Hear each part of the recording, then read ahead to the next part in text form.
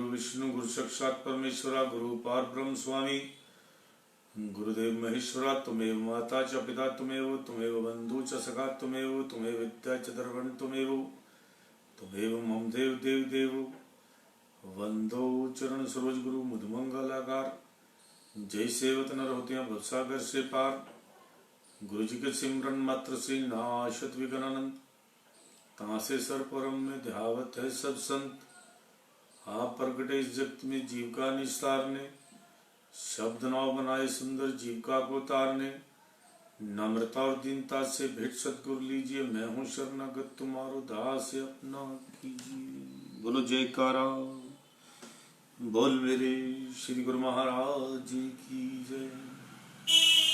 आज 4 मार्च 2022 अमृतवाणी सेवा ट्रस्ट एवं हरिहर सत्संग मंडल की तरफ से दैनिक सत्संग का कार्यक्रम आरंभ करते हैं। महापुरुषों के वचनों के साथ अमर वाणी है, कल्याण ही कल्याण होगा, सुनने से वो फायदा होगा, सारा दिन आपका बहुत अच्छा बीतेगा। जब सत्संग सुन के आप आते हैं, किसी संत से मिलाते हैं, किसी के दर्शन हो जाते हैं, तो आपका मन, आपकी आत्मा कितनी खुश होती है। और कई लोगों से मिलने से आत्मा पे कुछ बोझ चढ़ जाता है दिमाग पे। कई लोगों से मिलने से जो अच्छे लोग होते हैं, सत्संगी लोग होते हैं, उनको मिलने से इंसान जो है बहुत प्रसन्न होता है। और जो जीव जो होते हैं जिन पे बहुत ज्यादा माया का गंध चढ़ा हुआ है, गंदगी है, उनको मिलकर आपको कभी प्रसन्नता नहीं होगी, आप भागने की कोशिश करेंगे। तो इसलिए अपने आप को जो है संगत अच्छी में रखना चाहिए। तो इसी तरह जो है इंसान जो है अपने जैसा ही जैसे लोगों के बीच में रहना चाहिए।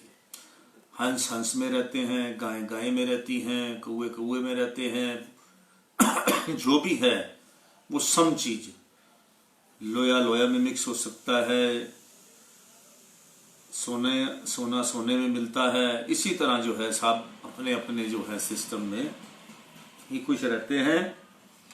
इसलिए सत्संगी को सत्संगी के साथ ही रहना चाहिए। हाँ, अगर सत्संगी जो है वो चढ़ गया, वो अपना संगत दूसरी में बैठ गया, तो रंग में भंग हो जाएगा। फिर हमारे भी जो है सिस्टम जो है, हम भी कई बार ऐसा इधर उधर हो जाते हैं, कहीं भौतिक सुखों के चक्कर में, भौतिक को तो हमारे भी जो है दोबारा अपने आप को लाइन में लाने के लिए, थोड़ा फिर भक्ति की लाइन में बैठाने के लिए थोड़ा हमें मन के साथ जोर जबरदस्ती करनी पड़ती है। तो इंसानी नियम है, चारों तरफ माया का पसारा है, उसमें से निकलकर अगर आप भगवान का नाम लेते हैं तो आप धन्य हैं। भगवान ने आपकी किस्मत बहुत अच्छी बनाई है। जो लोग भक्ति की तरफ इस संसार की अग्नि से निकलकर कुछ भी दयावान हैं, धन जो भी हैं, भाग्यवान हैं, वो लोग परोपकार करते हैं, दान पुण्य करते हैं, इस संसार के अंदर रहकर, इस चारों तरफ जहाँ माया का पसारा हो, और फिर भी भगवान का नाम लेते हैं, फिर भी तो अपने इष्ट देव को मानते हैं, तो धन्य हैं। आज जब चारों तरफ कलयुग ही कलयुग है, काल ही काल है, काम क्रोध लोभ मोह अहंकार, और सबसे बड़ा है बाप इनका लोभ।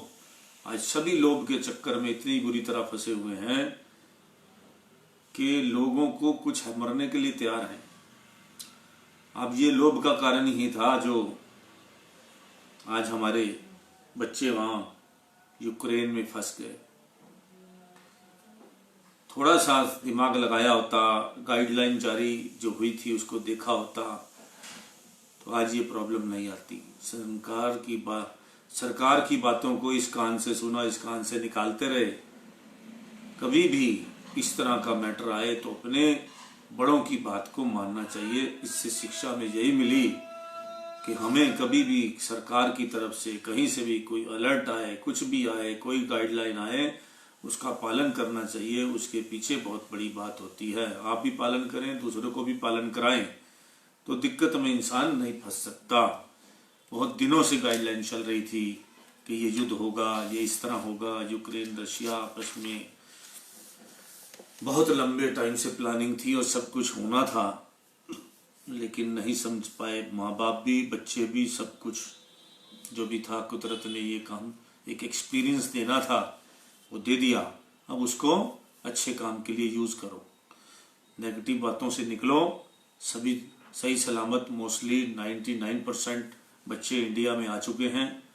हमने अपने मालिक के लिए प्रार्थना की थी, अपने भगवान से प्रार्थना की थी, वो भगवान ने हमारी प्रार्थना कबूल कर ली और हमारे बच्चे यूक्रेन से सभी आ गए। अब 1-2% बच्चे रहते हैं तो सरकार एक एक बच्चे को निकालेगी। ये हमें प्रधानमंत्री का धन्यवाद देना चाहिए। और जो प्रधानमंत्री का जो है, जो करते हैं, अपने देश के प्रधानमंत्री की आलोचना करते हैं और फजूली बातें करते हैं। जिन्होंने काम नहीं करना उसको बातें आती हैं, तो जिनको काम करना है उसको करना है। वो अपनी ड्यूटी कर रहे हैं। वो अपनी सभी, हमारे देश के सभी लीडर, हमारे देश के सभी, आज की डेट में जितना अच्छा सिस्टम हमारे कंट्री में है वो कहीं नहीं है। बाकी दुनिया में सभी चीज़ें चलती रहती हैं। हमारे देश के प्रधानमंत्री को, अपने भगवान को, अपने गुरु महाराज जी को धन्यवाद देता हूँ कि हमारे सभी बच्चे यूक्रेन से इधर उधर से वापस आ गए हैं। जो भी 1-2% उधर रहते हैं उनको देख देख के मन बड़ा खराब होता है। कुछ अभी 200-400 लोग, 500 लोग इधर उधर जो बंकरों में हैं। अब रोज नहीं, हर 1-2 घंटे में नया प्रोग्रेस होता है, उसको तो हम नहीं देख पाते। तो जो हो रहा है तो समझ ये आ रही है कि सभी सही सलामत अपने परिवारों में आ चुके हैं। और जो है हम हमेशा से ये कहते हैं, हे पूर्ण परमात्मा, पापों का होवे खात्मा, विश्व बने धर्मात्मा, क्योंकि हम हैं सब हैं तेरी आत्मा। हे पूर्ण परमात्मा, पापों का होवे खात्मा, विश्व बने धर्मात्मा, क्योंकि हम सब हैं तेरी आत्मा। तो इस तरह करके अपने मालिक से हमेशा अपना भला तो तभी होगा जब हम दूसरे का भला चाहेंगे। तो इसके पीछे कहानी भी है, जो है वो आपको मैं अभी थोड़ी देर में सुनाता हूँ। पहले हम अपना अमर संदेश पढ़ते हैं। कई लोग ऐसा पूछते हैं कि पशु योनियां ईश्वर ने दी हैं या स्वयं जीव ने मांगी हैं। इसका उत्तर यह है, प्रकृति के नियम तथा कर्म अनुसार जीवों को ये योनियां मिली हैं। जैसे मनुष्य के कर्म होते हैं उसी के अनुसार उसको ये योनियां मिली हैं।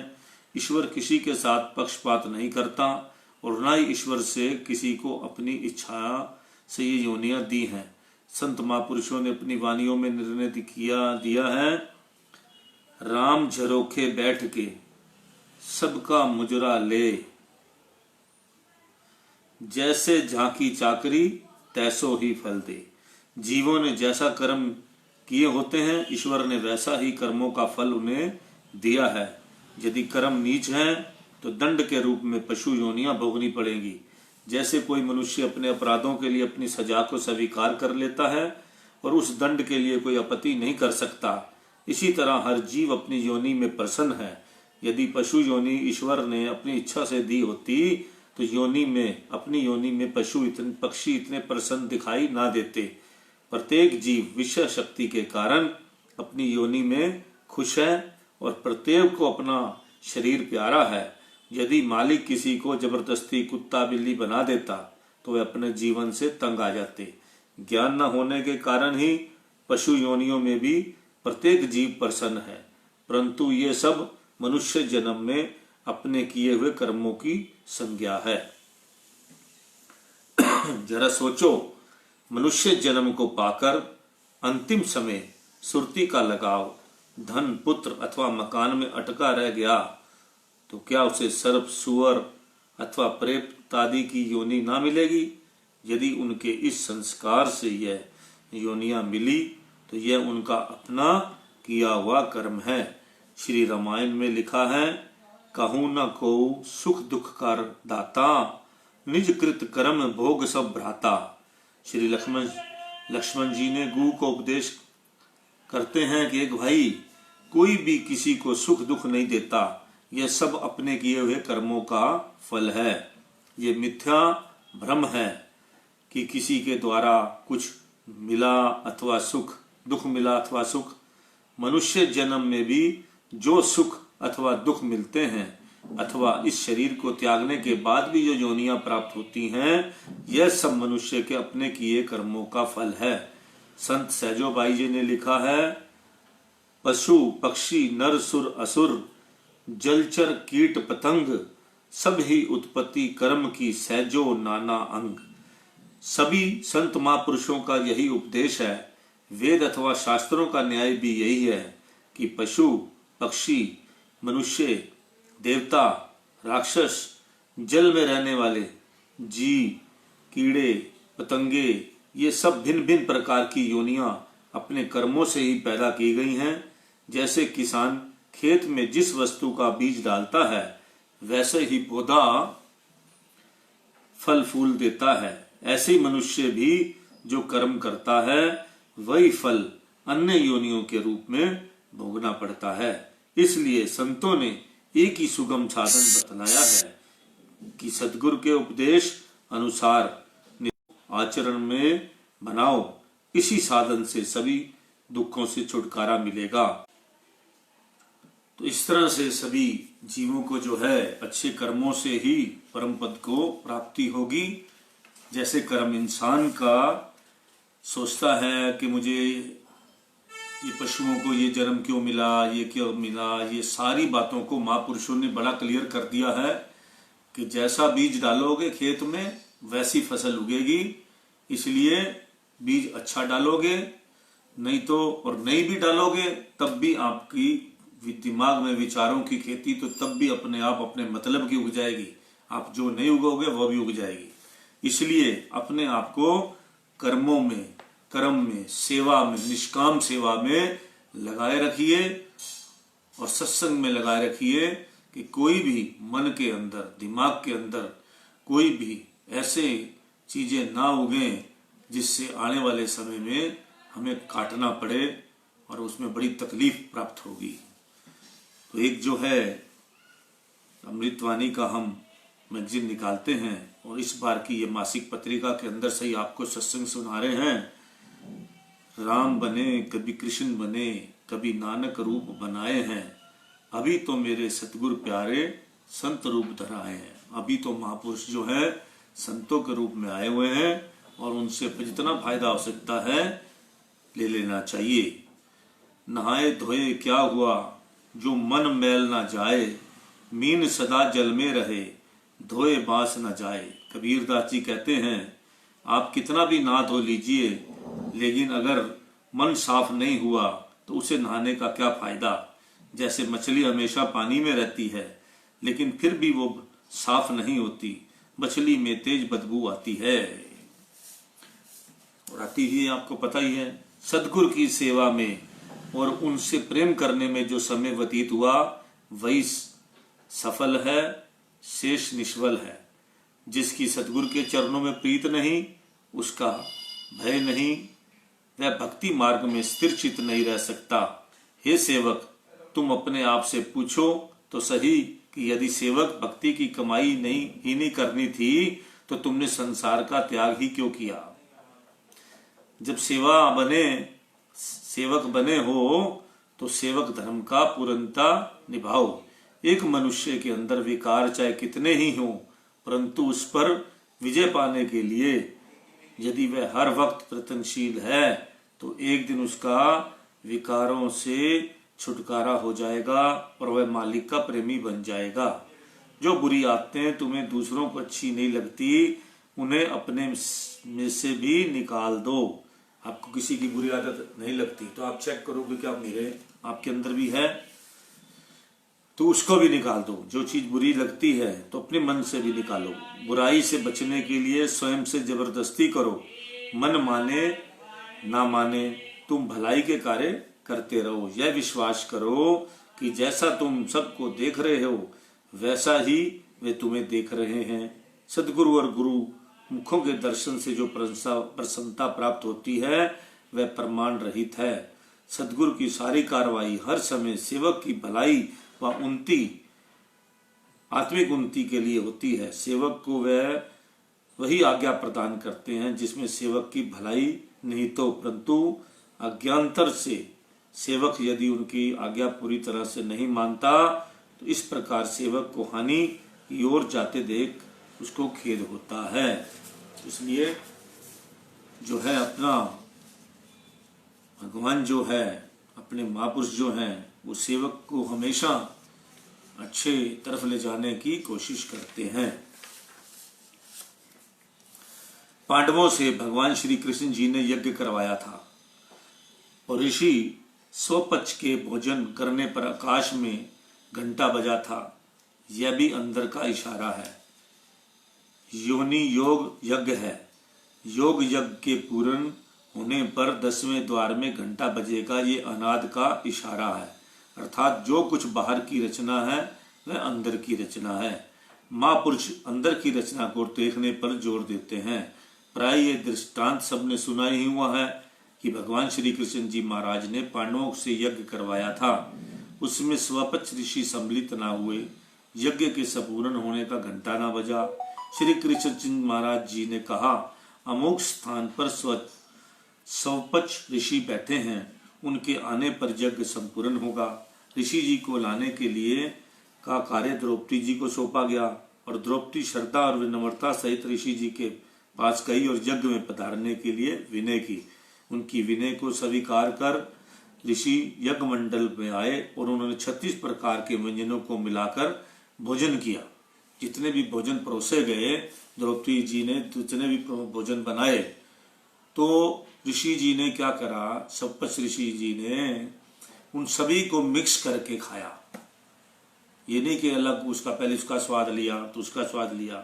तो द्रौपदी जी के मन में ये आया कि इनको तो स्वाद लेना भी नहीं आता, इनको तो उन्होंने 36 पदार्थ, द्रौपदी ने देखा तो ऋषि जी उन 36 पदार्थों के व्यंजनों को मिलाकर भोजन कर रहे हैं, तो उसके दिल में तनिक संकल्प उत्पन्न हुआ कि इन्हें तो व्यंजनों का रस लेना ही नहीं आता।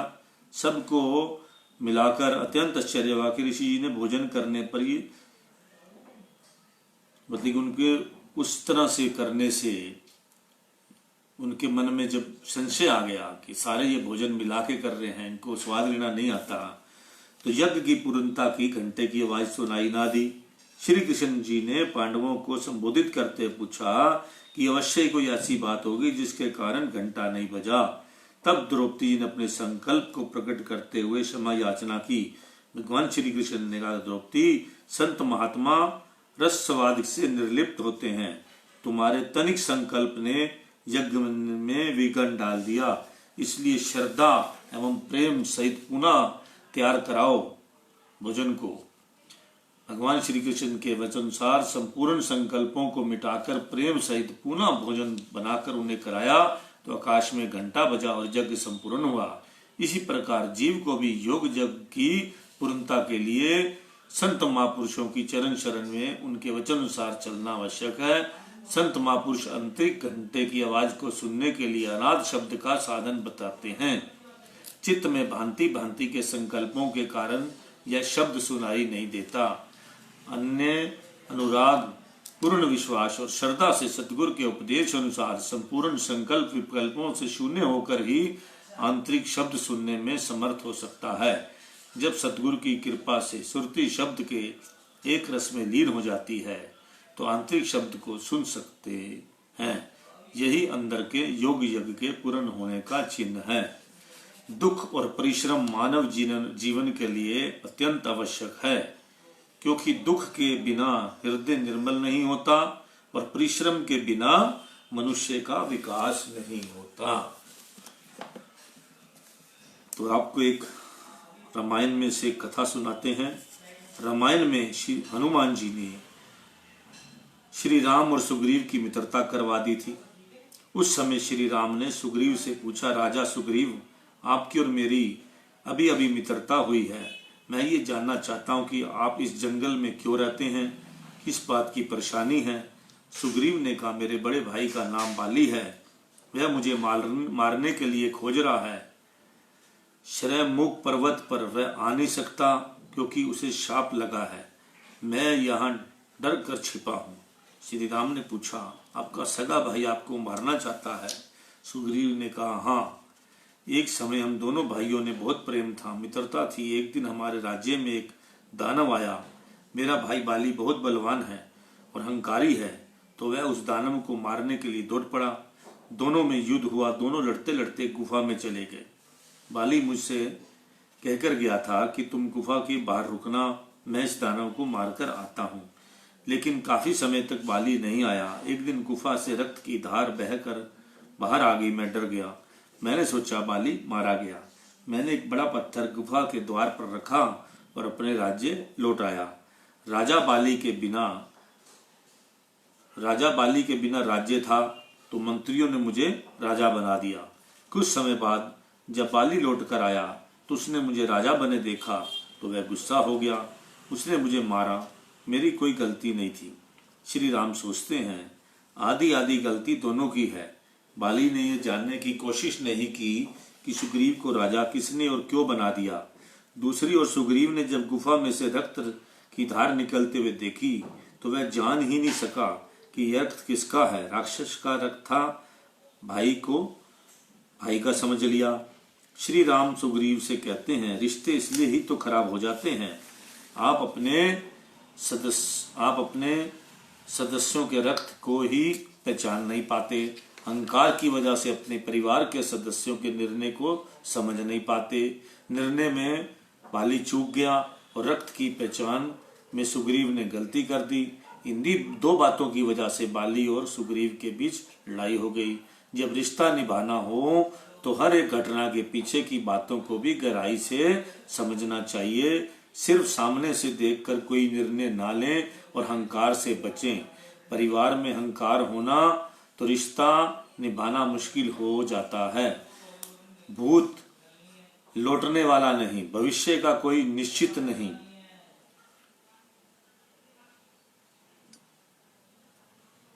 संभालने और बनाने योग्य तो वर्तमान है। ये एक बहुत अच्छी बात है। इसको ध्यान पूर्वक अपने मन में बांध लीजिए। जो निकल गया, भूत लौटने वाला नहीं, भविष्य का कोई निश्चित नहीं, संभालने और बनाने योग्य तो वर्तमान है।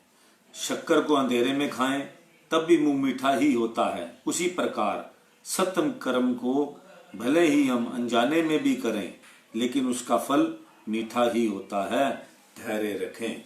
तो आज का सत्संग हम यही समाप्त करते हैं। कल फिर शुरू करेंगे। जय श्री राम, जय सच्चिदानंद। तो इस पे आज के सत्संग को आगे शेयर भी करें और जो है दोबारा से सुने।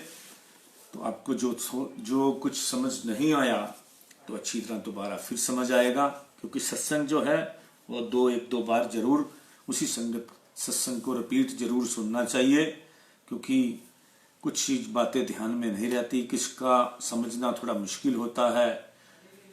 तो मनमुख आदमी जिसको समझ नहीं है, जिसने पहली बार सुना है या कभी कभी सुनता है, तो उसको सत्संग समझने में है इजी। लेकिन क्लास में बैठने से ही सब कुछ आता है। इसलिए जय श्री राम, जय श्री राम, जय श्री राम।